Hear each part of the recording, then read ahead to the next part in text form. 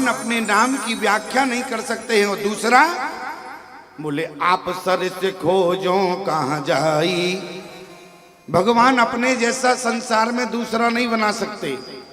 और मनु जी क्या मांग रहे थे, बोले चाहो तुम ही, भगवान ने कहा हमको चाहते हो। और देखो इस पंक्ति पर ध्यान देना, लोग तो आते रहेंगे बैठते रहेंगे, अगर तुम्हारा कोई पहचान का हो तो आराम से इशारा करके बुला के बैठा, ठीक है। अच्छा तुम्हारे पास जगह हो गई तभी तो बैठा लोगे तुम। और देखो कथा की विशेषता है क्या है, घर में अगर पड़ोसी बगल में दीवार उठा रहा हो तो हम 1 इंच नहीं खिसकने देते हैं। क्यों 1 इंच खिसकने देते हैं क्या? और यदि वो 1 इंच बढ़ने की कोशिश करेगा तो तुम तुरंत एसडीएम के यहाँ खड़े हो जाते हो। क्यों स्टील लेकर आते हो कि नहीं आते हो? और राम कथा की विशेषता क्या है? राम कथा की केवल इतनी विशेषता है प्यारे, यदि पड़ोसी आ जाए और जगह भी नहीं है लेकिन 1 फुट तुम खिसक जाते हो और उसको वहां बैठा लेते, यही विशेषता है कि नहीं कथा की? क्यों? अच्छा ये बताओ, एक बात आपसे पूछे, इस मंच पर बताओ सबसे ऊंचा कौन बैठा है? क्यों कौन बैठा है? देखो बड़ी गंभीरता है, कौन बैठा है? क्यों बताओ, हम बैठे हैं क्या? बताओ। अरे कम से कम बोलो, संकोच किस बात का है? अरे संकोच तो वो करे, यहाँ कोई तुमको ऑर्डर तो होने वाला है। हाँ बताओ, सबसे ज्यादा ऊंचाई पर कौन है? किसको सबसे ज्यादा ऊंचाई पर बैठाया गया? अरे भले आदमी, कम से कम एक बात तो कोई तो बोलो, तब तो हम समझे कि आपके ऊपर भगवान की कथा का प्रभाव हो रहा है। क्यों सबसे ज्यादा ऊंचाई पर कौन है? रामचरितमानस को रखा गया है। कभी आपने विचार किया आखिर में सबसे ज्यादा ऊंचाई पर रामचरितमानस को ही क्यों रखा जाता है? क्यों विचार किया आज तक? रामचरितमानस को सबसे ज्यादा ऊंचाई पर क्यों रखा जाता है? इसलिए क्योंकि इस रामचरितमानस में भगवान के गुण भरे हैं। और कान खोलकर सुनना, जिस दिन इस रामचरितमानस के गुण तुम्हारे अंदर भर जाएंगे, समाज में तुम सबसे ऊंचाई पर हो जाओगे प्यारे, कि रामचरितमानस तुम्हारे अंदर हो जाए। देखो कल हमारे गुरु जी कह रहे थे रामचरितमानस सबके घर है, तो बिल्कुल हाथ उठा के हाँ हमारे घर हमारे घर, लेकिन घर ही में है, अभी अंदर नहीं पहुंची है। क्यों? अंदर पहुंच जाएगी तो तुम समाज में सबसे ऊपर हो जाओगे। इसलिए एक बात ध्यान रखना, ग्रंथ जो है घर में रखने के लिए नहीं होता है, ग्रंथ को पढ़ के अपने जीवन में उतार लेना प्यारे, इसको प्यारे ग्रंथ कहते हैं। और जिस दिन तुम अपने जीवन में उतार लोगे उस दिन तुम समाज में अपने आप। अच्छा देखो आज ऊंचाई पर उठने के लिए लोग क्या क्या नहीं करते हैं। क्यों? आज कितनी बड़ी होर्डिंग छपी होती है, उसमें हाथ जोड़कर खड़े होते हैं। क्यों? बुरा मत मानना कोई बैठे हो, इतनी बड़ी बड़ी चौराहे पर होर्डिंग होती है, हाथ जोड़ लेते हैं और उनके दरवाजे से निकलो तो किसी ने किया प्रणाम आज तक? ध्यान देना, हमारी बात का बुरा मत मानना, मैं केवल इतनी बात कह रहा हूं प्यारे। मनु जी ने भगवान से क्या कहा? बोले चाहो तुम ही, भगवान ने कहा हमको चाहते हो तो चिंता नहीं करो। लेकिन दूसरी बात देखो, भगवान तो भगवान है, भगवान सब जानते हैं। ऐसा ना हो क्योंकि भक्त जो है बहुत तेज होता है और भगवान भी कम तेज नहीं होते हैं। राम जी ने कहा बोले ऐसा ना हो कि हम पहुंच जाएं और मनु जी फिर बात कह दें कि हमने तो कहा था चाहूं तुम ही समान सुत। इसलिए भगवान स्वयं भी मनु के यहाँ आए। मनु जब दशरथ बने और स्वयं अपने जैसा भी लेकर आए, आखिर में भगवान स्वयं है, निर्गुण निराकार ब्रह्म राम जी बनकर आए और बोले राम जी के समान कौन है? अरे भरती राम ही की अनहारी, भरती राम ही की अनहारी, भरती राम ही की अनहारी, भरती राम की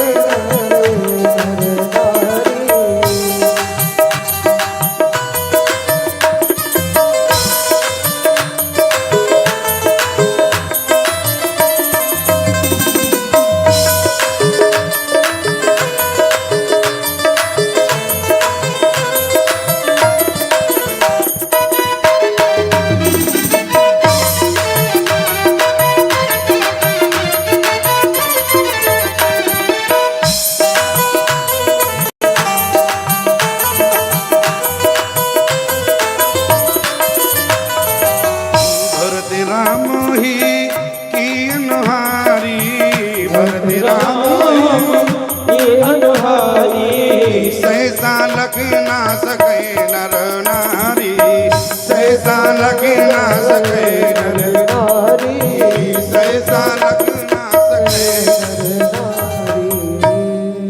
राम जी स्वयं आए, राम जी अपने जैसा लेकर आए, लेकिन चक्रवर्ती सम्राट राजा दशरथ पहचान नहीं पाए। आप कहें अच्छा क्या दशरथ ने पहचाना?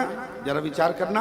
जिस समय राम और भरत का जन्म हो गया, दशरथ जी ने कहा बोले गुरुदेव दोनों बेटा एक जैसे हैं लेकिन पहचान नहीं हो पा रही, इनमें से ब्रह्म कौन है? अच्छा दशरथ जी पहचान क्यों नहीं पाए? अरे बिना गुरु के भगवान को यदि पहचान लोगे तो फिर गुरु ही काहे के लिए बनाया जाता है? गुरु का मतलब क्या होता है? जो आपको भगवान की पहचान करा दे उसी का मतलब नाम है गुरु। गुरु वशिष्ठ ने कहा कि राजन पहचाने नहीं? बोले बिल्कुल नहीं पहचाना। अरे बोले ध्यान से देखा? अरे बोले बिल्कुल ध्यान से देखा। बोले नख सिकते सब अरे अंगे अनूपा, बोले नख से लेकर सिखा तक देखा लेकिन एक जैसे हैं। अच्छा पहचान नहीं कर पाए। लेकिन जिस समय गुरु वशिष्ठ ने कहा कि राजन जरा ध्यान से देखो, तो फिर ध्यान से देखा तो फिर नहीं पहचान पाए। वशिष्ठ ने कहा गुरुदेव, वशिष्ठ कहने लगे बोले राजन एक काम करो, अब केवल वक्ष स्थल देखो, सीना देखो इनका। और जब राजा दशरथ ने दोनों का सीना देखा, दोनों की छाती को देखा गौर से, तो पहचान नहीं पाए प्यारे। लेकिन इसके बाद वशिष्ठ ने कहा कि राजन जरा दोनों की छाती को ध्यान से देखना। बोले जो भरत है, ये भरत की छाती पर भृगु ऋषि के चरण चिन्ह नहीं थे और राम जी की छाती पर भृगु ऋषि के चरण चिन्ह छपे थे। केवल इतना ही राम और भरत में अंतर था। राम और भरत में केवल इतना अंतर था। इसलिए भगवान लेकर आ गए। बोले चाहो तुम ही समान सुत, अरे प्रभु सन कवन दुराव। प्रभु आपके समान बेटा चाहते हैं।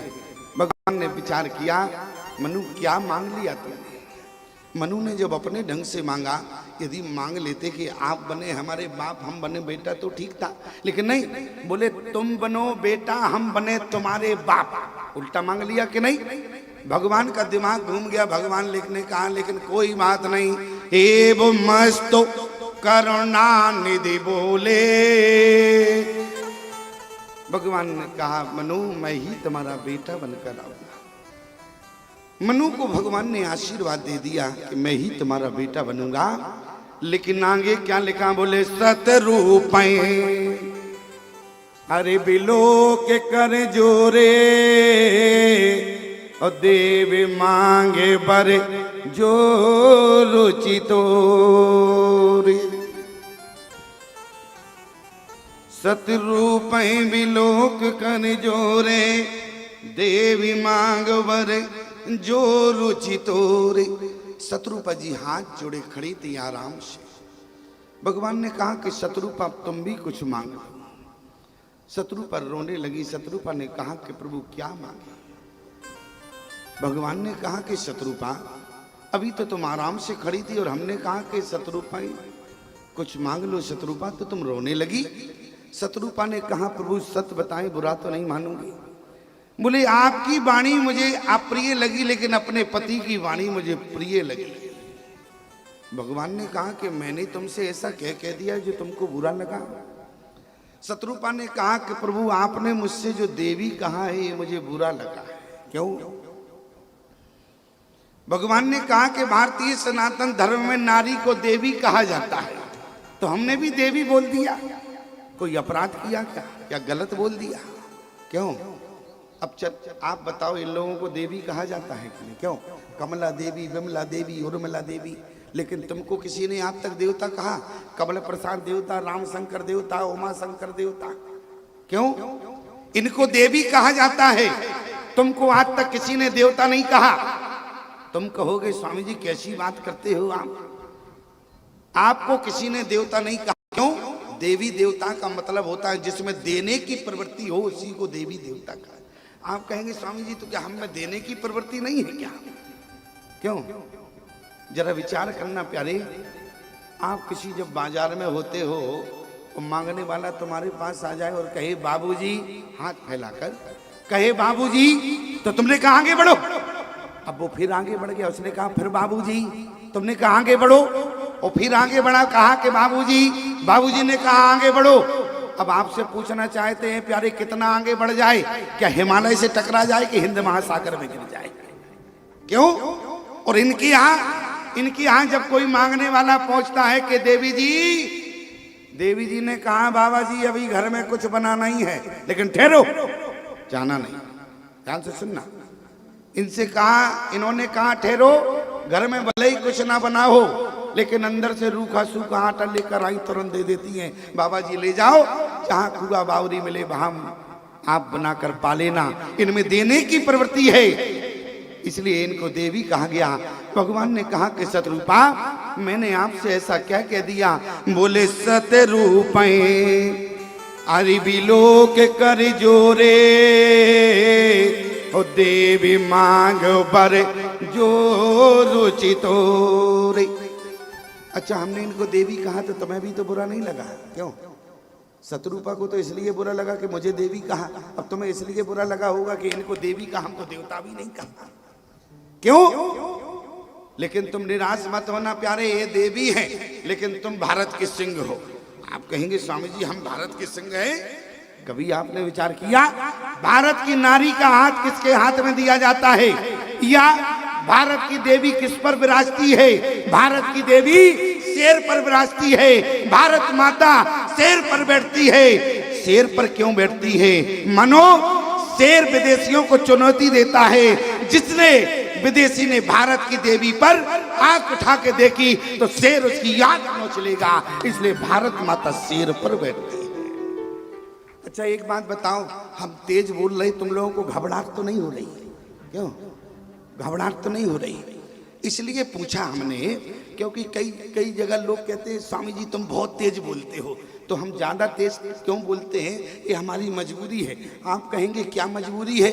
मजबूरी सिर्फ इतनी है प्यारे, क्योंकि जिसके बगल में एक शेर होता तो कोई बात नहीं, जिसके बगल में दो दो शेर बैठे हों और गीदड़ की भाषा बोल रहे हैं तो क्या समझ जाओगे क्या? क्यों? अच्छा चलो, हम इसलिए तेज बोलते हैं। आपसे पूछना चाहते हैं, आप बताना ईमानदारी से, घर में जब आप दीवार में कील लगाते हो तो कैसे लगाते हो ये बताओ? घर में दीवार में जब कील लगाते हो तो हथौड़ी को तेज मारते हो कि नहीं? अच्छा हथौड़ी तेज चलाते हो? आप कहते स्वामी जी हथौड़ी तेज न चलाएंगे तो लोहे की कील क्या दीवार में लगेगी? आपका मतलब है लोहे की कील दीवार में लगाने के लिए हथौड़ी को तेज चलाना पड़ता है। और हम संतों का मतलब है प्यारे कि राम कथा की कील सीधी हृदय में लग जाए, जिससे तुम्हारा कल्याण हो जाए, इसलिए हम तेज बोलते हैं। देखो ऐसा मत समझना प्यारे, क्योंकि मैं आपको बताऊं केवल समझते चलो कथा को, और कथा के माध्यम में दृष्टांत देना जरूरी होता है, अन्यथा कम समझ पाओगे।